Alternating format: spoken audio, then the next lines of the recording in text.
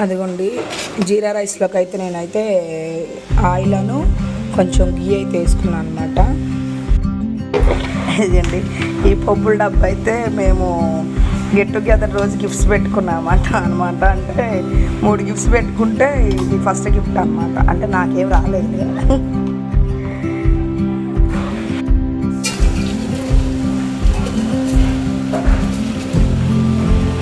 జీరా రైస్లో కొంచెం జీరా ఎక్కువ ఉంటేనే ఆ టేస్ట్ బాగుంటుంది అనమాట. పచ్చిమిరపకాయలు ఉల్లిగడ్డలు వేసేస్తాం.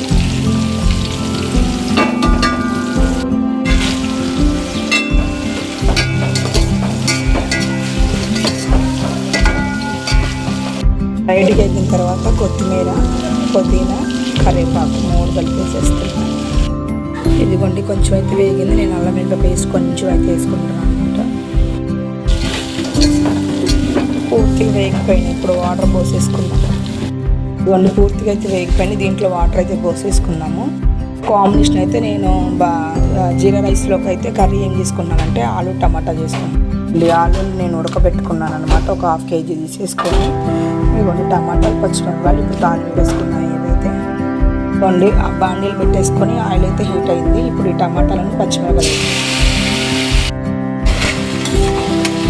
అయితే పూర్తిగా మ్యాష్ అవ్వకపోవాలి. టమాటాలు బాగా ఉడికిపోవాలన్నమాట.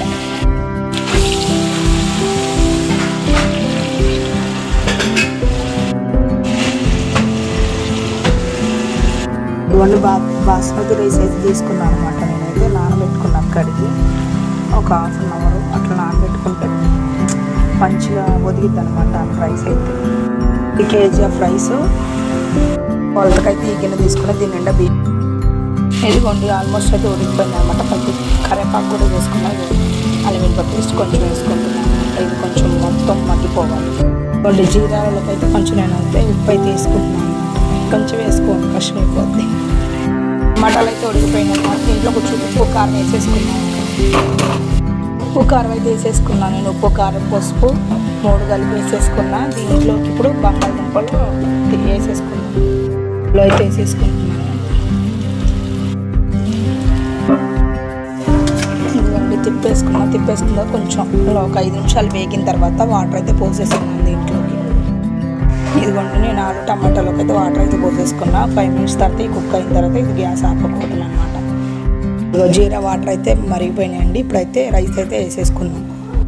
ఇదిగోండి జీరా రైస్లోకి అయితే నేనైతే రైస్ అయితే వేసేసుకున్నాను అనమాట. ఇది ఇప్పుడు కుక్ అవ్వాలి. 10 నిమిషాలు కుక్ అయిపోద్ది. జీరా రైస్ చాలా అంటే చాలా ఈజీ అనమాట. 5 నిమిషాల్లో చేసుకోవచ్చు జీరా రైస్. మనం అసలు ఎక్కువ టైం కూడా పట్టదు. నేను ఇప్పుడు కేజీ చేస్తున్నా కాబట్టి కేజీ బావ్ అనమాట ఇది. ఆలు టమాటా కూడా కుక్ అయిపోయింది ఆలు టమాటా కూడా. వంట అయితే ప్రిపేర్ అయిపోయింది. ఇప్పుడు టేస్టింగ్ టైం. వేడి వేడి జీరా రైస్ పగలు చూడు ఎట్లా వస్తుంది. వావ్. జీరా రైస్లోకి అయితే నేనైతే రైతా కూడా చేసేసుకున్నాను అనమాట. కొంతమందికి అయితే రైతాలో దానిమ్మ విత్తనాలు వేసుకుంటారని తెలియదు అనుకుంటా. చాలా మంది నన్ను అడుగుతున్నారు రైతాలో దానిమ్మ విత్తనాలు వేస్తారా అని. కంపల్సరీ క్యారెట్ వేస్తారు, అన్నీ వేసుకోవచ్చు. మనం ఫ్రూట్స్ అన్నీ వేసుకోవచ్చు అనమాట. ఇదిగోండి వేరు జీరా రైస్ చూస్తుంటే టెంప్టింగ్ ఉందన్నమాట నాకైతే. ఇదిగోండి ఆలు టమాటా. చాక్లెట్ కావాలా? వేడి రైస్, వేడి కుర్మా కర్రీ కాలిపోతుంది.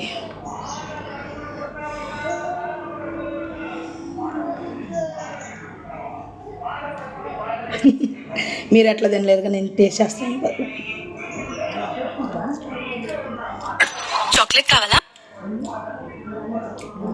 జీరా స్మెల్ అయితే ఎక్కువ తెలియాలన్నమాట. జీరా స్మెల్ ఎక్కువ తెలుస్తుంది నాకు. చాలా అంటే చాలా బాగుంది. ఒక ముద్దతో ఆగలేం దేనికైనా. దీనిలోకి రైతా వేసుకుంటే ఇంకా సూపర్ ఉంటుంది అనమాట. ఓకేనా? బాయ్ నెక్స్ట్ వీడియోలో కలుద్దాం.